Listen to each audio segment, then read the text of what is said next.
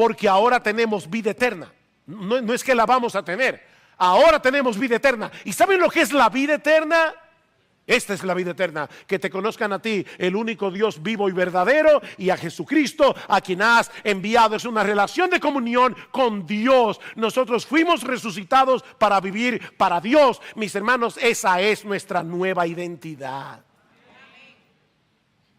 Estamos vivos para Dios, no para seguir viviendo para nosotros mismos. El viejo yo que vivía para sí mismo fue crucificado.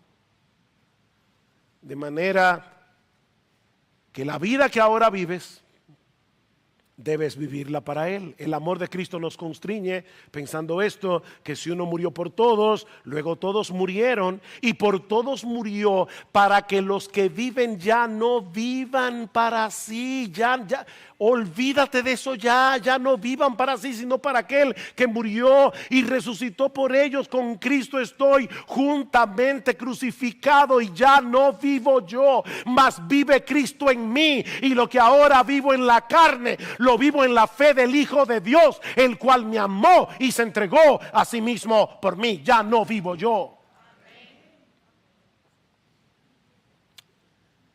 Me preocupa cuando veo a muchos cristianos que profesan ser cristianos enarbolar continuamente la bandera de la libertad cristiana, como si Cristo nos hubiera hecho libres para seguir satisfaciendo nuestros deseos. Y cuando tú le dices, hermano, no, guárdate de esto, es mi libertad cristiana. ¿Sabes lo que es la verdadera libertad cristiana? Cristo nos hizo libres al precio de su sangre para que podamos decirle que no a nuestros deseos pecaminosos, e incluso para que podamos restringirnos de cosas que, aunque son legítimas, pueden hacerles daño a nuestras almas o pueden dañar las almas de otros. Eso es libertad cristiana, verdadera libertad. Cristo nos libertó de la esclavitud del yo para que podamos hacer eso, decirle que no a nuestros pecados y decirle que no a cosas que tal vez sean legítimas, pero que no nos ayudan para correr mejor nuestra carrera. Y yo confío en que en tu corazón y en tu conciencia tú sabes cuáles son esas cosas.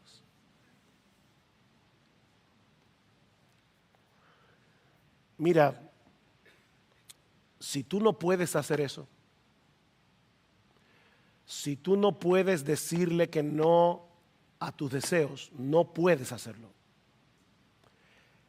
La razón es que aún sigues siendo esclavo de tu viejo yo, lo que quiere decir que tú no eres cristiano. Tú no eres cristiano. Para los cristianos es una lucha decir que no. Yo lo sé por experiencia, es una lucha. Pero ¿saben por qué se reconoce al cristiano? Porque están luchando. Porque están luchando. Y cuando se caen, vuelven y se levantan en arrepentimiento y regresan al campo de batalla para seguir peleando. Es eso lo que identifica a un verdadero cristiano. ¿Y sabes cuál es la clave para pelear bien esta batalla? Eso me lleva a mi cuarta y última enseñanza de este pasaje. Entender nuestra identidad en Cristo y vivir conforme a ella. Los cristianos debemos abrazar, vivir y disfrutar los resultados de nuestra unión con Cristo. Vean una vez más el versículo 11. Así también vosotros consideraos muertos al pecado, pero vivos para Dios en Cristo Jesús. Considérense así, mírense así. Cuando ustedes piensen en ustedes, piensen en ustedes como personas que han muerto al pecado y que resucitaron para Dios. A lo largo de este pasaje, Pablo ha estado insistiendo en que hay cosas que los cristianos debemos saber. ¿Se dieron cuenta? Versículo 3. ¿O no sabéis que todos los que hemos sido bautizados en Cristo hemos sido bautizados en su muerte? Versículo 6. Sabiendo esto, que nuestro viejo hombre fue crucificado. Versículo 9. Sabiendo que Cristo, habiendo resucitado de los muertos, no volverá a morir. Debemos saber eso. Pero ahora Pablo nos dice en el versículo 11, no solo que debemos saber eso, no solo que debemos entender lo que ha sucedido con nosotros por causa de nuestra unión con Cristo, sino que debemos abrazar con gozo los resultados de esa unión. Hemos muerto al pecado, estamos vivos para Dios. A veces he estado en iglesias o conferencias donde se habla del tema de la santidad. Y al final del servicio, buenos hermanos, no estoy juzgando al que lo hace, pero buenos hermanos hacen un llamado a los cristianos a volver a consagrar sus vidas a Cristo. Y muchos hermanos vienen al frente. Personalmente, yo no creo que esa práctica produzca ni verdadera consagración ni verdadera santidad en la vida de los cristianos. Y de hecho creo que muchas veces sin quererlo se produce cierta manipulación. Vuelvo y repito, sin quererlo. Y muchos pasan al frente en ese momento emotivo. Mis hermanos, eso no produce santidad. Lo que produce santidad es que tú te recuerdes día tras día, tras día, tras día, hasta que te mueras. ¿Quién eres tú en tu unión con Cristo? Consideraos muertos al pecado. Entiende de una vez por todas que esa es tu identidad. ¿Y sabes por qué Pablo dice eso? Porque él sabe que nosotros tendemos a olvidar quiénes somos en nuestra unión con Cristo, sobre todo en esos momentos en que estamos siendo fuertemente tentados a pecar. Nosotros somos como esos esclavos que fueron libertados durante la guerra de secesión, durante la guerra civil americana. Abraham Lincoln firmó el acta de emancipación el 1 de enero del año 1863. Y en ese momento, con la firma del presidente, 3.5 millones de esclavos fueron legalmente libertados en los Estados Unidos de Norteamérica. Pero ¿saben qué pasó en la práctica? Que a muchos de esos hombres y mujeres les resultaba difícil asumir su nueva identidad de hombres libres. Y cuando escuchaban de nuevo la voz de sus amos, temblaban. Temblaban. Eran libres legalmente, pero es como si estuvieran esclavizados todavía en el corazón. Mis hermanos, eso es exactamente lo que pasa con muchos cristianos en medio de la tentación. Se nos hace difícil recordar nuestra nueva identidad en Cristo. Y si en tu vida pasada tuviste alguna adicción, ya sea a la comida, al alcohol, al cigarrillo, a las drogas, a la pornografía, a cualquier cosa, al juego, mi hermano, tú debes entender que Cristo te libertó de esa esclavitud. Cristo te libertó, pero esas sustancias o esas actividades siguen allí, no se han evaporado del mundo. Y debido a tu vida pasada, debes entender que tú generaste una debilidad, generaste un apetito particular por esas cosas y vas a tener que mantener una vigilancia continua y alejarte lo más posible de todas ellas. Pero fuiste libertado.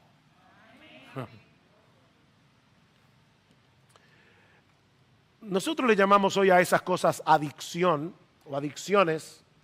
La Biblia le llama idolatría. La adicción es una idolatría a ciertas cosas. ¿Y sabes lo que dice la Biblia? Primera de Juan capítulo 5 versículo 21. Hijitos míos, huid de la idolatría. No basta con que tú tengas la enseñanza de Romanos 6 en tu cabeza. Sal huyendo. Sal huyendo. Esas cosas siguen siendo problemáticas para ti. Aléjate lo más posible. Pero sobre todas las cosas recuerda continuamente tu bautismo. Recuerda lo que esa ceremonia dice acerca de tu nueva realidad en Cristo. Estamos unidos a Él por la fe y debido a esa unión hemos muerto al pecado y estamos vivos para Dios. Eso es una realidad. Hemos muerto y estamos vivos. ¿Qué debemos hacer ahora? Versículo 12. Por tanto, aquí está la conclusión: no reine el pecado en vuestro cuerpo mortal, para que no obedezcáis sus lujurias, ni presentéis los miembros de vuestro cuerpo al pecado como instrumentos de iniquidad. ¿Ustedes creen que en la iglesia de Roma no habían ex adictos a algo? Esa era una sociedad pagana llena de vicios. Y Pablo les está diciendo: ya no presenten vuestro cuerpo mortal para obedecer sus lujurias. Ni presentéis los miembros de vuestro cuerpo al pecado como instrumento de iniquidad, sino presentaos vosotros mismos a Dios como vivos de entre los muertos y vuestros miembros a Dios como instrumentos de justicia. Negativamente, Pablo nos dice que no debemos permitir que la fuerza guerrillera del pecado vuelva a tomar control de nuestro cuerpo, aunque sea momentáneamente. Sigue en pie de guerra, en dependencia del Espíritu Santo, porque ahora, mi hermano, aunque tú no lo creas, porque el pecado te hace creer que no puedes, tú puedes decirle que no a los deseos carnales que batallan contra el alma. Puedes decirle que no. Miren, a veces es una guerra que te da taquicardia. Tú sudas. Yo me he visto a mí mismo en ese trance. Tú estás allí con el pie para que el diablo no abra la puerta, pero no es que tú estás ahí tranquilo. No es tranquilamente. Tú estás sudando esa batalla. Señor, en dependencia tuya, por favor, no me dejes quitar este pie de ahí. Y el diablo es tan malo y tan engañador que te dice: tú si eres hipócrita, tú estás loco por hacerlo. Ya que te ensucies un poco más. No, mientras tú no quites el pie de ahí, tú no has pecado, tú has entrado en tentación, que son dos cosas diferentes.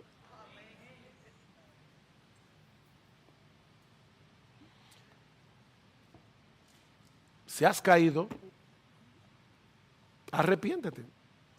Arrepiéntete, confía en la promesa del perdón divino y vuelve a correr la carrera.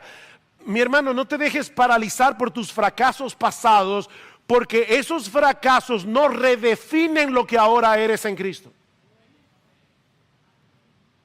Y recuerda que algún día esa lucha terminará. Algún día esa lucha terminará. Yo sé que tú estás peleando, yo sé que no es fácil, pero estás en el ejército del vencedor. Pero mientras tanto sigue peleando.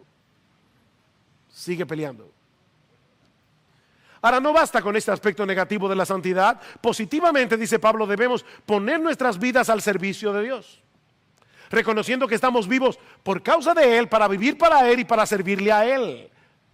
Recuerden, mis hermanos, eso es lo que caracteriza a un cristiano. No es lo que no hace, es lo que hace. Es lo que hace. Me encantó esta mañana leyendo en mi devocional Segunda de Crónicas, capítulo 17, hablando de Josafat, en la Biblia de las Américas, dice que él se entusiasmó en los caminos del Señor. Me encantó esa frase. Se entusiasmó en los caminos del Señor. ¿Tú crees que eso no es posible para ti? Entusiasmarte en el camino del Señor. Que sea lo que te entusiasme vivir para Él, servirle a Él, hacer su voluntad, bendecir a otros en la iglesia. O si algunos aquí se propusieran en el 2020, yo quiero vivir para Dios, sirviéndole a su pueblo conforme a los dones que Dios me dio. Ya no voy a seguir sentado en la iglesia calentando bancos. Y óyeme, tú no tienes que estar en un ministerio formal para hacer eso. Busca cristianos aquí que necesitan urgentemente, nuevos creyentes, que necesitan urgentemente ser discipulados. Nadie lo verá, pero Dios lo verá y estarás edificando a su iglesia. Yo me sorprendo cada vez que escucho a una persona decir, es que yo no encuentro lugar donde servir en la iglesia, que tú no encuentras lugar donde... Pero mira a tu alrededor, mi hermano. La cantidad de gente que hay aquí que necesita servicio. ¿O tú crees que hay que ser maestro de escuela dominical o cantar bien o tocar el piano? No.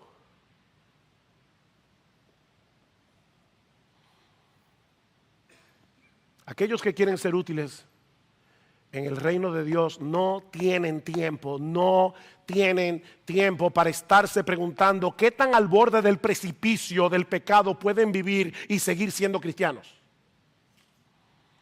No, ellos quieren estar en buena forma para correr bien esta carrera hasta el final. No porque están tratando de ganarse su salvación, sino porque han entendido lo que significa vivir en el reino de la gracia. Eso es gracia. Lo otro es una desgracia. Ampararse en la gracia para vivir como te dé la gana. Eso no es gracia, eso es una desgracia. Versículo 14. Porque Pablo cierra su argumento aquí. El pecado no tendrá dominio sobre vosotros, pues no estáis bajo la ley, sino bajo la gracia. ¿Ven? La gracia no es para que peques, es para que no peques. Wow, miren. Yo creo que la mejor explicación de ese texto está en Romanos 7, 4 al 6. Pero yo no puedo buscarlo por causa del tiempo. Pero vean en su casa, Romanos 7, 4 al 6. O mejor, Romanos 7, 1 al 6. Es la mejor explicación de ese texto. Ahí dice claramente que nosotros morimos al marido que teníamos. Un nuevo marido nos resucitó para que vivamos para Él y demos frutos para Dios. Estar bajo la ley es estar bajo la obligación de cumplir la ley. Toda criatura de Dios tiene que cumplir la ley. Pero no tenemos la capacidad de hacerlo. No la tenemos. Es por eso que estar bajo la ley es estar bajo condenación, porque no podemos obedecer la ley. Es estar bajo el poder del pecado que hace de la ley un motivador para pecar, no para ser más santo. Pablo dice que el pecado en el impío lo estimula a pecar, la ley en el impío lo estimula a pecar increíblemente. La razón por la que el pecado ya no puede dominar a los cristianos como antes lo hacía es porque ya no estamos bajo la ley, sino bajo el régimen nuevo de la gracia por causa de nuestra unión con Cristo. Ahora tenemos nuevos recursos para obedecer a Dios que antes no teníamos. Y no por temor a ser condenados, sino por la gratitud de saber que ya Cristo pagó nuestra deuda con la justicia de Dios y nos libró de la esclavitud del pecado. Para concluir y para resumir lo que hemos visto hoy, ¿cómo puedo yo evaluar si yo estoy unido a Cristo, objetivamente, ¿cómo yo puedo evaluar eso objetivamente? Que yo de verdad estoy unido a Cristo, a pesar de que todavía peco. Tres cosas. Por el deseo sincero que tengo en mi corazón de obedecer y servir a Dios. Por la lucha que percibo en mi alma para no pecar. Y por el dolor que me causa el hecho de haber pecado y cómo ese dolor y vergüenza me llevan al arrepentimiento una y otra vez.